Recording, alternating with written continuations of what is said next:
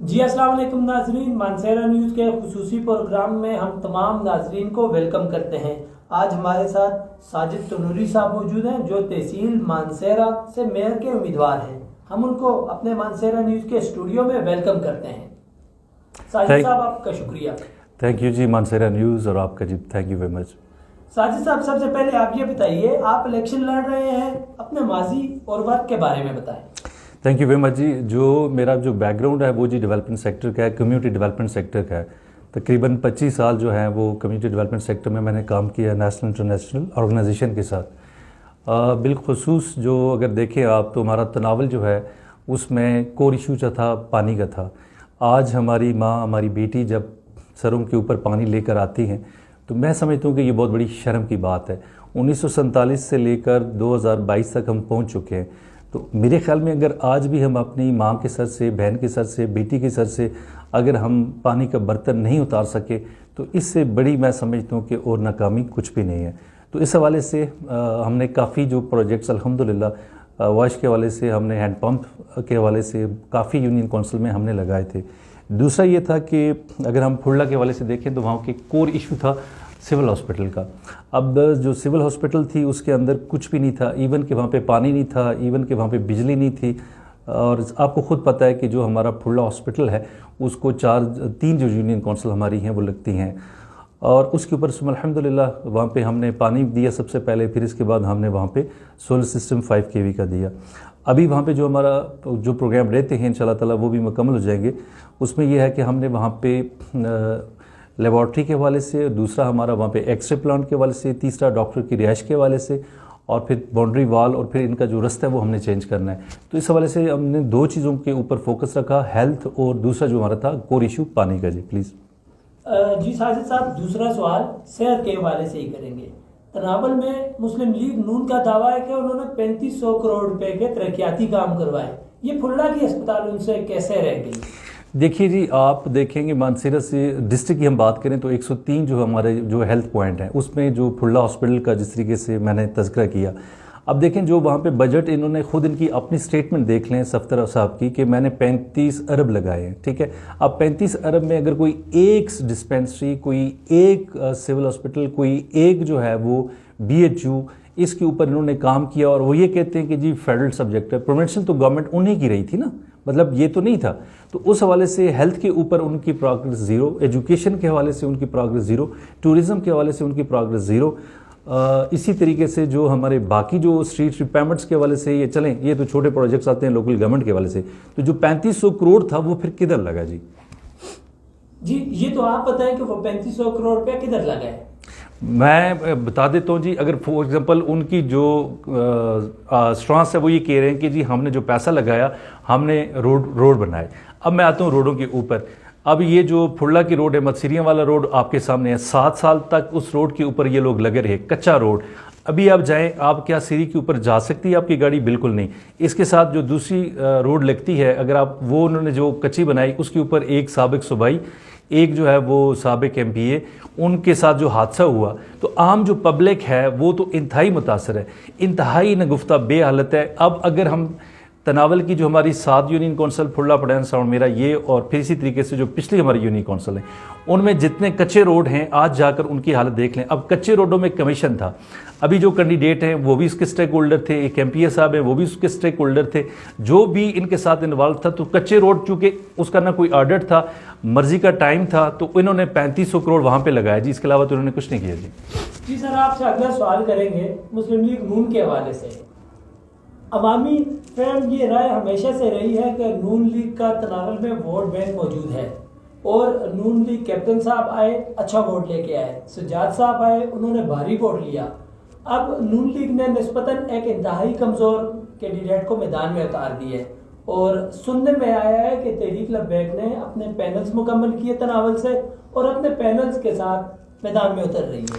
اس پہ آپ کیا کہتے ہیں کہ تحریک لبیک کو اور مسلم لیگ نون کو کتنا ٹکراؤ ہوگا؟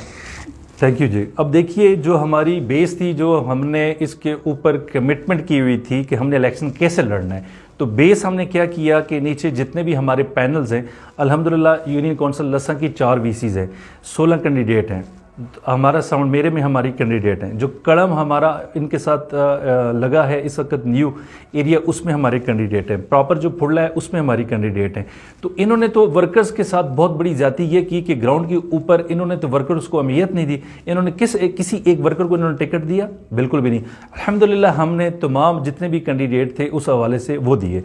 अब जहाँ तक तनावल के हवाले से यही क्लेम करते हैं, जो तनावल की 4 यूनियन काउंसिल हैं, फुड़ला, पड़ैना, लसा नवाब और सावड़ मेरा, यहाँ का जो 2018 का पोल वोट है वो तकरीबन 32,000 था। लास्ट टाइम इन्होंने जो वोट लिए थे वो आपके सामने हैं, लेकिन इस वक्त वहाँ के ऊपर आप जाकर देखें और इनसे पहले वहाँ पे गेंद का हशर क्या हुआ है। और दूसरी बात यह है कि सजाद साहब जो हमारे MNA साहब हैं, इन्होंने अगर एक सुई किसी जगह के ऊपर काम किया हुआ है तो बताएं। इसी तरीके से जो इनके पास 2 काम तो ज़रूर हैं, एक वो फातह खानी वाला काम है, इसके अलावा तो इनकी कोई प्रोग्रेस नहीं है। तो इंशाअल्लाह ताला इस वक्त आप देख लेंगे हमारी जो वर्किंग है वो खामोशी से वर्किंग है, और सुम अल्हम्दुलिल्लाह हम तनावल के ऊपर बहुत अच्छा रिजल्ट देंगे। जी, ये नून लीग के एक आला शख्सियात पे डीजल लोगों से तरक्याती काम के बदले में डीजल लेने का इंकशाफ हुआ कि गाड़ी में डीजल डलवा दें आपका काम हो जाएगा, इस पर आप क्या कहते हैं? सबको पता है जी कि जो भी वो जिस किस्म का काम करते हैं, कमीशन माफिया के वाले से वो जितना काम करते थे, सबको इस चीज़ का पता है। डीजल के वाले से सरेआम है चीज़ें, सिर्फ उसकी नहीं जी, इसके अलावा हर जगह के ऊपर जितने भी हैं ये माफिया बैठा हुआ है और आपने इन्होंने कमीशन ली है। अगर इन्होंने तनावल में कोई डेवलपमेंट की है, देखिए सबसे बड़ी जो हमने काम किया मैं बताता हूँ, हमने लोगों के ऊपर 2 तरह के काम किए थे। सबसे पहली जो चीज़ थी वो थी मेंटली डेवलपमेंट, और दूसरी जो थी पॉलिटिकल अवेयरनेस, कि लोगों को एक शऊर दिया जाए कि इन्होंने क्या किया है। ये हमारे भाई हैं, ऐसी बात नहीं है, लेकिन अगर इन्होंने कुछ नहीं किया तो ये दुश्मन है, फिर भाई तो ना हुए ना। जी, अगला सवाल है, आप अपनी पार्टी और उसके मंशूर के बारे में बताएं। Thank you very much. देखिए जी, 2017 के बाद जब हम लोग आए, 18 का जो इलेक्शन था उसके ऊपर हमारे जो कैंडिडेट थे 578 हमारे कैंडिडेट थे, 22,30,000 वोट बैंक हमारी पार्टी ने ले लिया। अभी आप देखें हमसे ज़्यादा हक पे कौन है कि आज हम मीडिया के सामने नाम नहीं ले सकते। और दूसरी बात यह है कि उस वक्त बाकियों का अगर मुआवजा करें, कोई 1906 में बना, कोई 1877 में बना, कोई 1968 में बना, कोई 1970 में बना, तो उनका वोट बैंक और हमारा वोट बैंक देख लें कि 2018 के हवाले से। तो उसके बाद अल्हम्दुलिल्लाह जो कुर्बानियाँ दी हमारे अकाबरीन ने, हमारे लीडर ने, और उसके बाद जो तसलसल हुआ, और हम बात किसकी कर रहे हैं, ख़त्म नबुव्वत की, और जो हमारा मंशूर है वो क्या है, इस्लाम, पाकिस्तान और अवाम। तो इस हवाले से मैं समझता हूँ कि जो आने वाला वक्त है वो हमारी पार्टी है जी। अगला सवाल आपसे करूंगा, मुकर्रर खुश बयां जनाब वाकई वज़ीर आज़म बहान स्वाति ने इलेक्शन कैंपेन के दौरान उन्होंने एक उम्मीदवार से का ये मुतालबा माना कि वो तनावल में तहसील कायम करेंगे। बाद में लसा नवाब में वो अपने ही मुतालबे से मुकर गए और ये कहा कि उन पर ज़ाब्ता इखलाक की पाबंदी है, इस वजह से ये तहसील इलेक्शन के बाद बनेगी। इस पर आप क्या कहते हैं? इससे पहले ये 5 साल पहले भी ऐलान हुए, उससे पहले 5 साल पहले भी ऐलान हुए, उससे पहले आपको पता है कि यहाँ पे यूनिवर्सिटी का किसी ने ऐलान किया, आपको पता है यहाँ पे गैस का ऐलान किया। मानसेरा की 60 यूनियन काउंसिल हैं, 6 यूनियन काउंसिल में सिर्फ गैस है। यूनिवर्सिटी के वादे किए आपके सामने। जहाँ तक ये तहसील का लॉलीपॉप है, जस्ट फॉर इलेक्शन, और ये प्री रेगिंग के ज़ुमरे में आता है, इसीलिए इलेक्शन कमीशन ने इसके ऊपर एक्शन भी लिया है।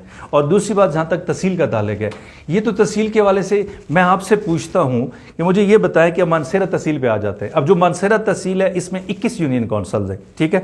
यूनियन काउंसिल लसा, फुड़ला, सड़मेरा, पड़ैना, जल्लू, बिहाली, लसन, टकराल, सिटी 1 2 3 4, मानसेरा, देव, सड़सरा, तशीशा, पैरा, हमशीरिया, बैरकोन, मलिकपुर, और इसी तरीके से हमारा जो आखिरी शोकताबाद। अब 61 विलेज काउंसिल्स हैं इस साइड के ऊपर। ये बड़ी इंटरेस्टिंग बात मैं कहने जा रहा हूँ जी।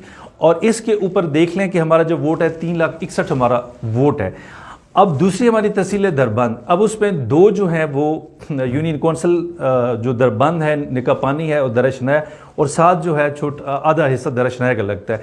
तो वहाँ पे 2.25 की एक तहसील है, 8 जो है वो उगी की तहसील है। अब 21 यूनियन काउंसिल के ऊपर आपने इलेक्शन लड़ना है, ठीक है ना जी। अब देखें कि ये अगर बैलेंस होती तो मेरे ख्याल में कुछ और सिचुएशन होती। तो उस हवाले से हर साइड के ऊपर अगर आप देख लें तो मेरे ख्याल में इनकी कोशिश ये थी कि जनाब वाला हम ये करेंगे वो करेंगे, हर जगह के ऊपर इन्होंने नारे लगाए और एक ही बात करते हैं। वो किस चीज़ की बात करते हैं? हज़ारा यूनिवर्सिटी की बात करते हैं। आप वफाकी वजीर रहे, आज से नहीं रहे, कितने अरसे से रहे। आपने मानसेरे के लिए क्या किया? लास्ट टाइम अगर आपको याद होगा तो सीएम जब वफा में आए थे तो उन्होंने खुद ये स्टेटमेंट दिया था कि जी मैं आपसे गुजारिश करता हूं कि रेलवे को आप लेकर आ जाएं। تو اس سے بڑی نااہلی کی بات اور کیا ہوگی. اور پھر ان کی ایک اور سٹیٹمنٹ ایک ہمارے بزرگ سیاستدان سردار یوسف کے حوالے سے جو انہوں نے بات کی, ہم کنڈیمڈ کرتے ہیں. سیاسی ہماری جو مخالفت ہے وہ اپنی جگہ پہ, لیکن ایسی بات ان کو کسی صورت میں زیب نہیں دیتی تھی. جی اگلا سوال امپارٹنٹ ہے, مختصر یہ بتائیے گا کہ تناول میں آپ نے بات کی کہ سیر و سیاحت کے حوالے سے آپ کا کیا منشور ہے, سیاحت کو آپ کیسے پروموٹ کر سکتے ہیں؟ دیکھیے جی, بات یہ ہے کہ انہوں نے ایک سٹیٹمنٹ دی تھی کہ بھئی اگر کوئی اور میئر جیت گیا تو ہم فنڈ نہیں دیں گے.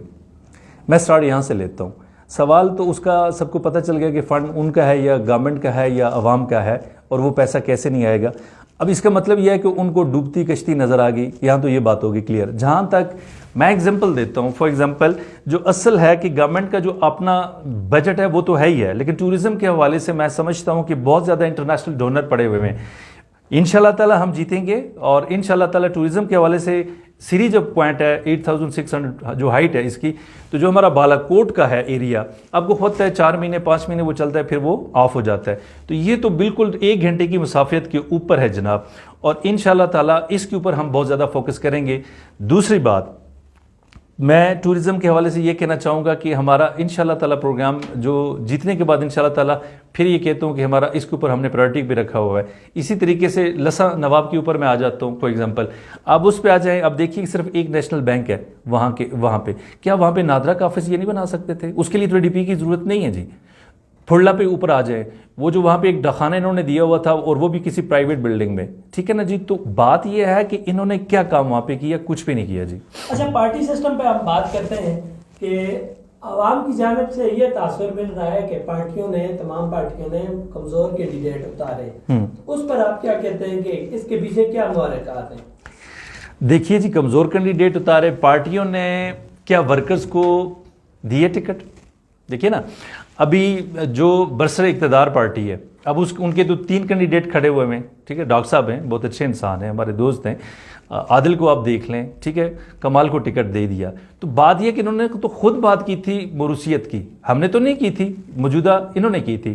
دوسری بات یہ ہے جمعیت کے حوالے سے, اب جمعیت جو ہے وہ کس سے پہچانی جاتی ہے, تو ان کا ٹکٹ کدھر گیا آپ کو خود پتہ ہے.